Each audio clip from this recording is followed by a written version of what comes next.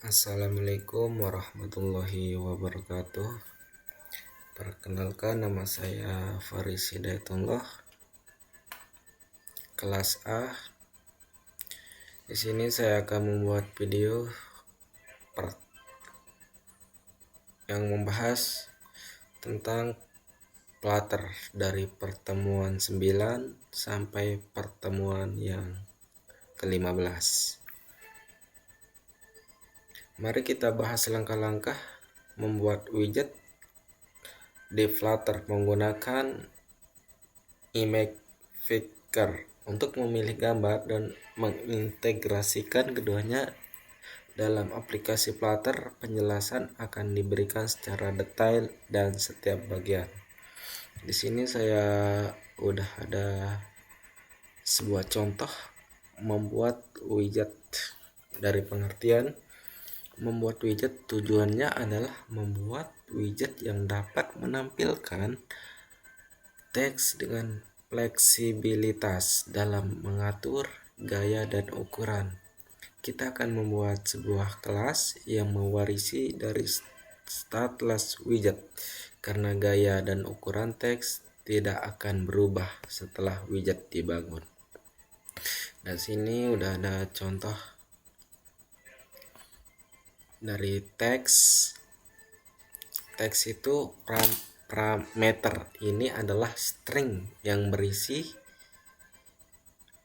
yang akan ditampilkan. Ini adalah input yang wajib. Kalau style itu parameter ini adalah objek yang menentukan gaya teks seperti ukuran font, warna, ketebalan, dan lainnya. Ini juga wajib. Yang ketiga itu custom text, menunjukkan bahwa widget ini bersifat immutable, tidak berubah setelah dibangun. Ini meningkatkan performa aplikasi. Yang keempat, ini adalah konstruktor standar dan dari key yang digunakan untuk mengidentifikasi widget secara unik, berguna untuk animasi dan style widget yang dapat lebih kompleks gitu. Yang kelima itu metode ini membangun widget build. Ini yang membahas metode membangun widget. Di sini kita akan menggunakan widget teks bahwa Flutter dengan teks yang gaya dan sudah ditentukan. Yang kedua itu menggunakan image picker. Image picker adalah plugin Flutter yang memungkinkan aplikasi untuk memilih gambar dari galeri kamera perangkat pertama, tambahkan, dan pensi berikut. Ya, ini dah contoh-contohnya. Yang ketiga itu kita akan menggabungkan custom text dan image picker. Contohnya nanti saya spellkan di bawah. Kode ini menampilkan dua tombol untuk memilih gambar dari galeri ke kamera. Setelah gambar dipilih, gambar akan ditampilkan dan teks di custom. Itu akan berubah digunakan untuk memperbarui UI setelah gambar dipilih. Ingat untuk menambahkan import yang diperlukan dalam menyelesaikan kode setelah kebutuhan Anda. Penjelasan ini memberikan fondasi yang kuat untuk membangun aplikasi Flutter yang lebih kompleks, dan Flutter memilih gambar dan tampilan teks yang dapat dikostumisasi. Ini aja pembahasan kita untuk pertemuan yang ke-9 ini. Kita lanjut untuk pertemuan yang ke-10.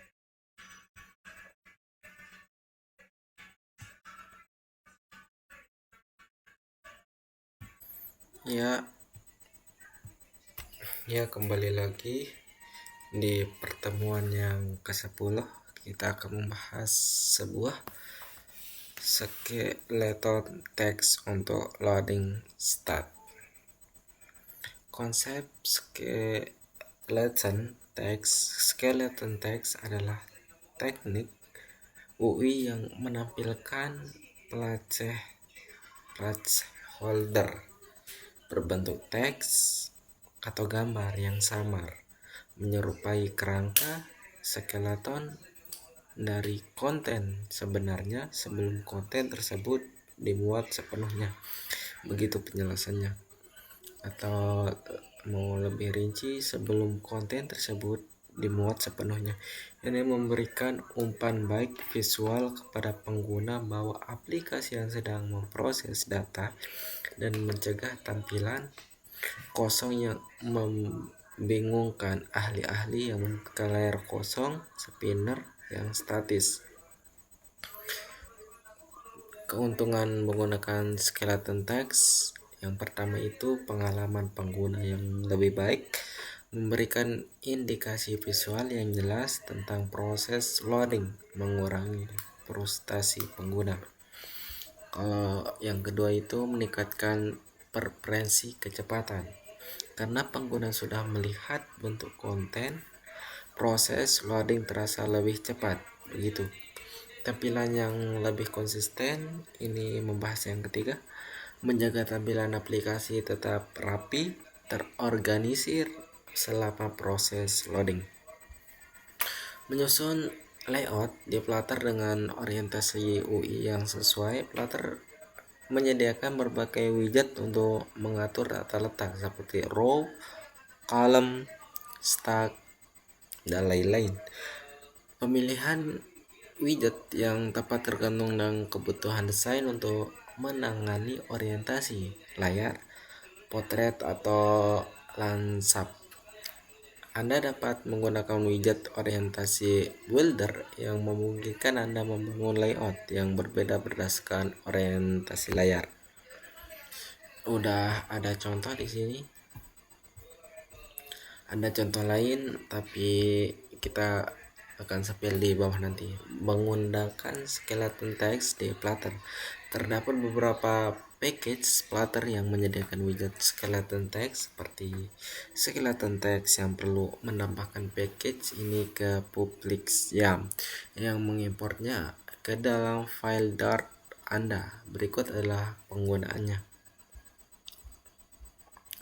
Meningkatkan pengalaman pengguna dengan menggabungkan layout yang responsif dan skeleton text. Anda dapat meningkatkan pengalaman pengguna, memberikan umpan balik visual dan informatif dan konsisten selama proses loading. Pengguna akan dapat memahami apa yang sedang terjadi dan merasa aplikasi lebih responsif. Penggunaan warna, animasi, dan waktu loading yang tepat untuk akan berperan penting dalam menciptakan pengalaman pengguna yang optimal. Di sini pembahasan kita yang untuk pertemuan yang ke-10. Kita lanjut untuk pertemuan yang ke-11.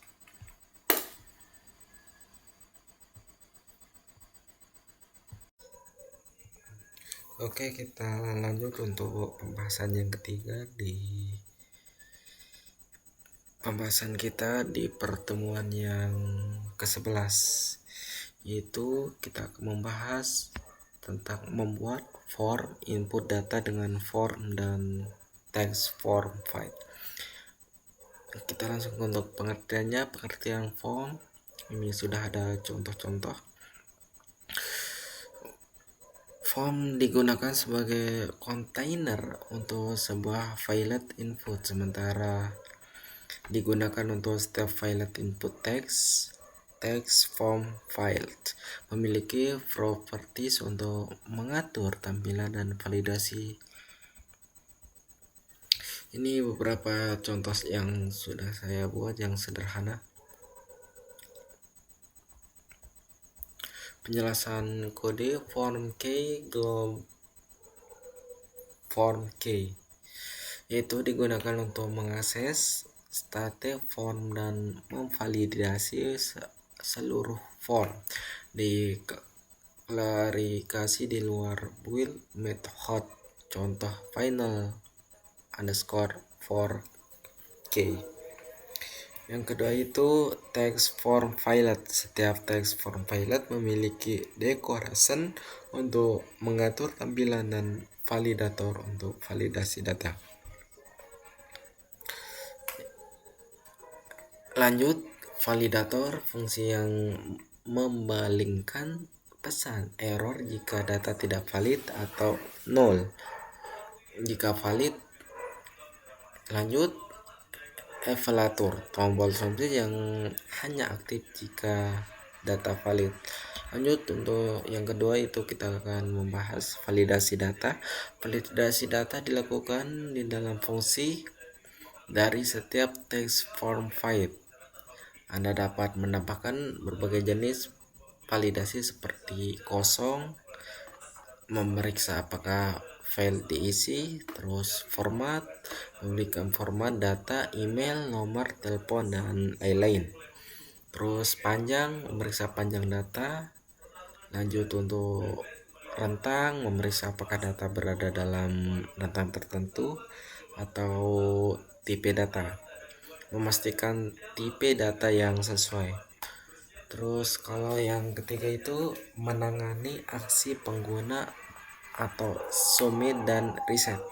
Submit setelah data valid akan mengembalikan true dan dapat memproses data di dalam on phrase dari tombol submit. Reset, Anda dapat menambahkan tombol reset untuk mereset nilai form. Gunakan, udah ada contohnya semua di sini, saya udah codingin tadi.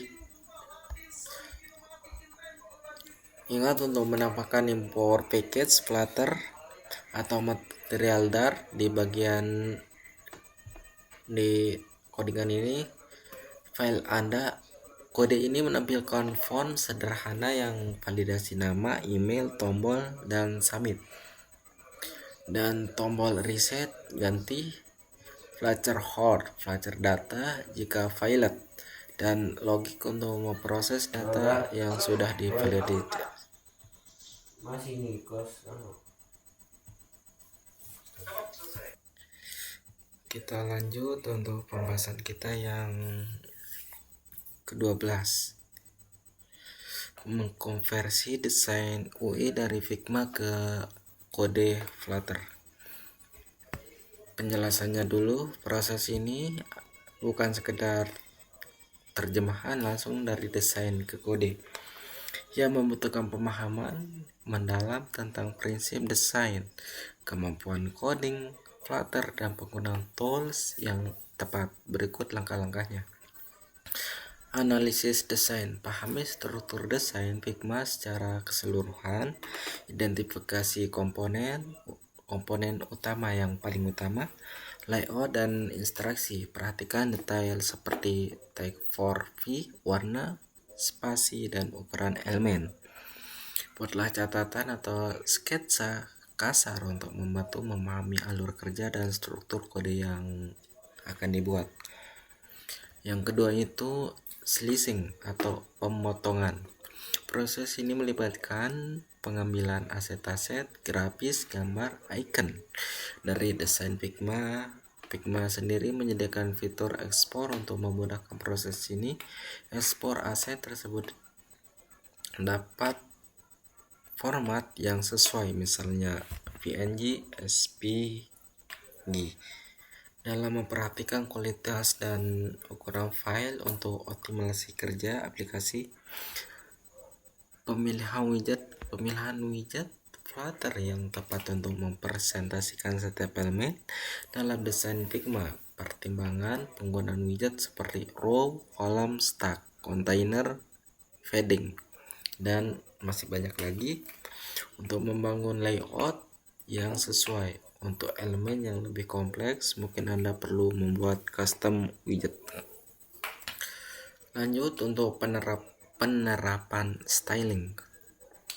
Terapkan styling warna, font, ukuran spasi, warna widget menggunakan prompt seperti color, textile, padding, margin, dan sebagainya. Gunakan tema untuk mengatur tema. Lanjut untuk implementasi interaksi. Jika desain Figma memiliki interaksi, misalkan tombol yang dapat diklik, analisis. Implementasi interaksi tersebut dapat fungsi style manajemen di Flutter. Fungsi style manajemen Flutter yaitu gestur dekolektor untuk menangani interaksi pengguna. Terusnya penguji dan interaksi. Uji kode yang telah dibuat secara berkala dibandingkan dengan hasil yang desain Figma untuk melakukan interaksi untuk memperbaiki ketidaksesuaian. Untuk yang kedua itu mengimplementasikan desain menggunakan layout widget di Flutter-nya langsung.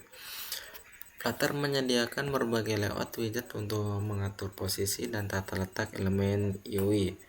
Pemilihan widget yang tepat sangat penting untuk menghasilkan tampilan yang rapi dan responsif. Berikut beberapa widget layout yang sering digunakan: row,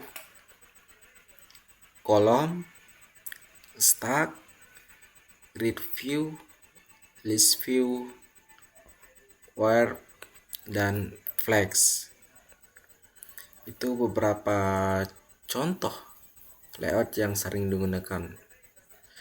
Yang ketiga itu memahami proses slicing dan penerapan elemen desain grafis ke dalam aplikasi Flutter-nya langsung ini. Itu slicing seperti yang dijelaskan sebelumnya. Slicing adalah proses memotong atau mengekspor aset grafis dari desain Figma. Pilih resolusi yang sesuai dengan kebutuhan aplikasi dan pertimbangkan optimasi ukuran file yang kinerja yang baik. Penerapan: gunakan widget image atau image asset untuk menampilkan gambar yang telah di-slicing. Pastikan fetch di gambar benar untuk icon yang bisa menggunakan package Flutter. Contoh sederhana, ini saya udah buatkan contoh yang lebih dari sederhana. Mengkonfigurasikan desain Figma ke dalam Flutter membutuhkan kombinasi antara pemahaman desain, kemampuan coding, dan penggunaan tools yang tepat. Proses ini bersifat interaktif dan membutuhkan kesabaran dan ketelitian. Kita lanjut untuk pembahasan kita yang ke pertemuan 13.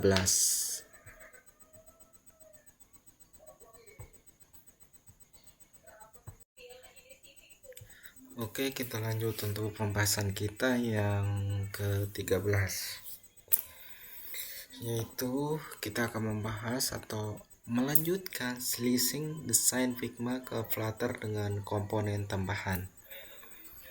Setelah melakukan slicing pada komponen utama, lanjutannya dengan komponen tambahan yang mungkin terlewatkan sebelumnya. Ini mungkin termasuk pengertian dari icon, yaitu pastikan Anda telah mengekspor semua icon yang digunakan dalam desain. Pertimbangkan menggunakan package Flutter SVG untuk icon SVG agar kualitasnya tetap terjaga. Terus gambar, ekspor semua gambar yang revolusi yang sesuai untuk berbagai ukuran layar. Terus font, jika desain menggunakan font khusus, pastikan font tersebut tersedia di aplikasi Flutter Anda. Yang keempat itu font, jika desain menggunakan font khusus, pastikan font tersebut tersedia di aplikasi Flutter Anda. Yang kelima itu animasi. Jika desain mengundang animasi, Anda perlu mengimplementasikan menggunakan package animasi Flutter. Terus pembahasan kita yang kedua, mengoptimalkan penggunaan widget Flutter untuk mencocokkan desain dengan tampilan asli, yaitu pemilihan widget yang tepat, Gunakan widget yang paling sesuai untuk setiap elemen desain. Hindari penggunaan widget yang terlalu kompleks jika widget yang lebih sederhana dapat menghasilkan hasil yang sama juga. Penggunaan stack dan positions untuk layout yang kompleks dengan elemen yang tumpang tindih. Gunakan stack dan position untuk mengatur posisi elemen secara presisi. Layout responsif menggunakan layout builder atau MADI query untuk membuat layout yang responsif terhadap berbagai ukuran layar, yaitu custom widget. Untuk elemen desain yang berulang atau kompleks, sebuah custom widget untuk meningkatkan resolutivity dan kemudahan maintenance. Penggunaan expanded dan flexible. Dalam row dan kolom gunakan expanded atau flank untuk mengatur presisi ruangan yang digunakan oleh setiap widget anak sehingga layout tetap rapi dan responsif. Menerapkan pengaturan styling dan layout yang lebih kompleks dalam desain aplikasi. Setelah kompleks utama dari layout dasar, senilai tambahan hasil styling layout yang lebih kompleks. Custom theme. Buat theme data custom yang mengidentifikasi tema aplikasi secara konsisten. Ini mencakup warna, typography, dan styling komponen lainnya. Shadow and gradients. Gunakan box shadow untuk menambahkan shadow pada elemen dan dengan untuk menambahkan efek gradients. Rounder cone. Gunakan rounder cone untuk membuat sudut-sudut elemen menjadi membalut.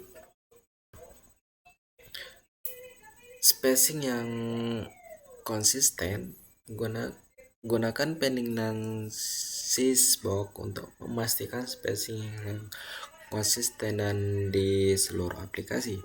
Responsive design. Pastikan aplikasi terlihat baik dan berbagai ukuran layar dan orientasi.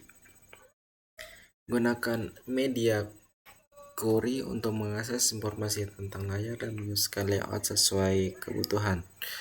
Animasi transisi. Gunakan animasi yang transisi untuk meningkatkan pengalaman pengguna, membuat aplikasi lebih dinamis.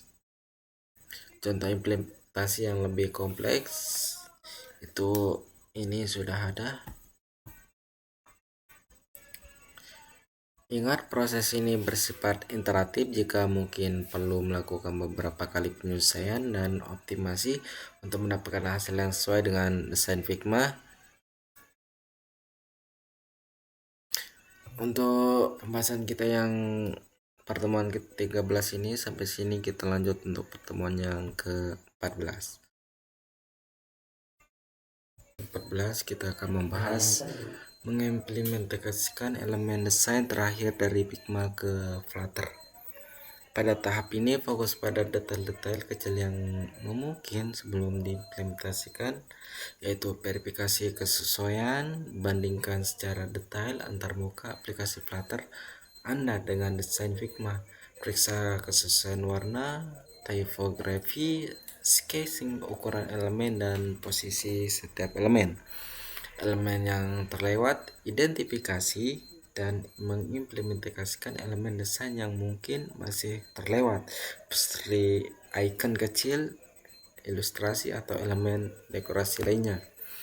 Testing di perangkat nyata. Uji aplikasi di berbagai perangkat dan ukuran layar itu memastikan tampilan dan fungsionalisinya sesuai harapan.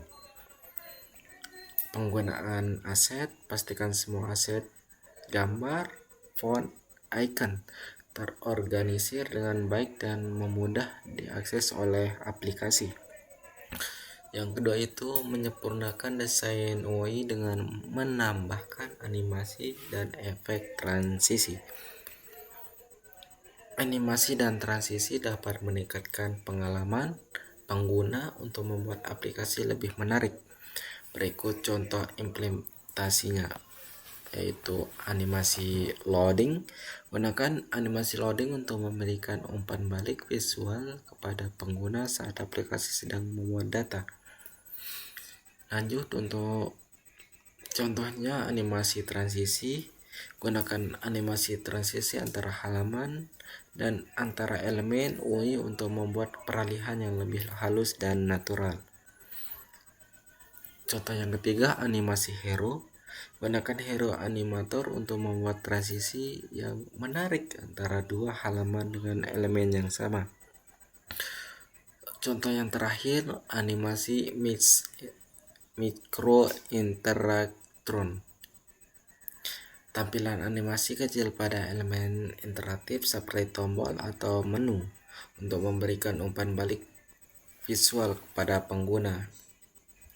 Yang ketiga itu menerapkan best practice dalam slashing dan membuat atau membangun UI responsif dari pelatarnya langsung. Contohnya slashing yang efisien, ekspor aset grafis dengan ukuran dan kualitas yang optimal.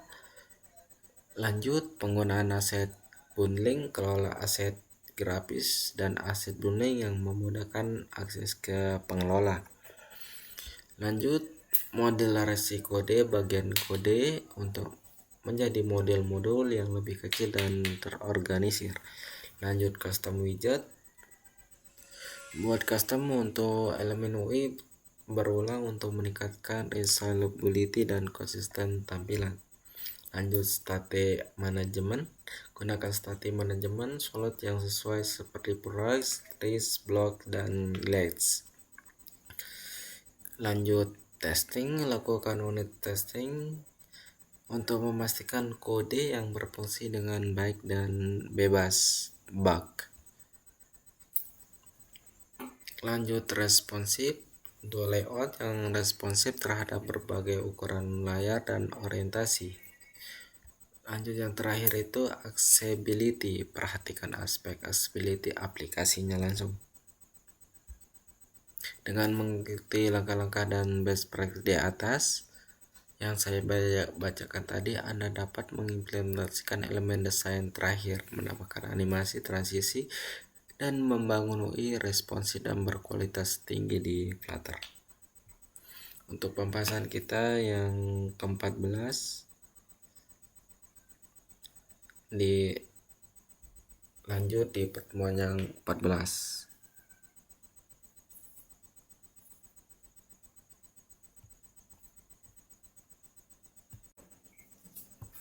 Kita lanjut untuk pembahasan kita yang terakhir di pertemuan yang ke-15, itu kita akan membahas konsistensi.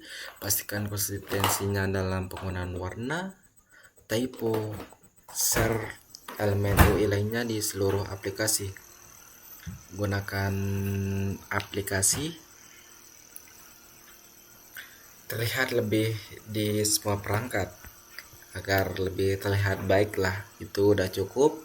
Aksesibilitas, perhatikan aspek aksesibilitas aplikasi. Pastikan aplikasi dapat diakses oleh pengguna dengan disability ukuran fitur.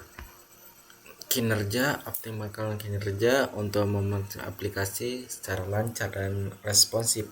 Hindari penggunaan gambar yang terlalu besar dan penggunaan widget.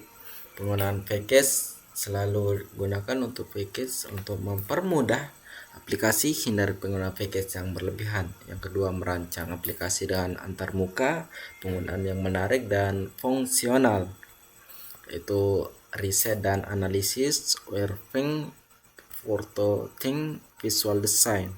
Yang ketiga itu kita akan membahas mengoptimalkan penggunaan UX dengan memanfaatkan elemen desain dan interaksi yang tepat, yaitu di dalamnya intuitif dan mudah digunakan. Yang kedua, efisiensi, feedback yang jelas, error handling yang baik, A/B testing. Kesimpulannya, membangun aplikasi Flutter yang lebih baik membutuhkan perencanaan matang dan pemahaman yang mendalam tentang prinsip UI, membuka konsep untuk pelajari untuk menciptakan aplikasi yang menarik dan fungsional. Udah cukup untuk pembahasan kita dari pertemuan yang ke-9 sampai yang ke-15 ini. Dan sekian, terima kasih telah menonton video saya. Assalamualaikum warahmatullahi wabarakatuh.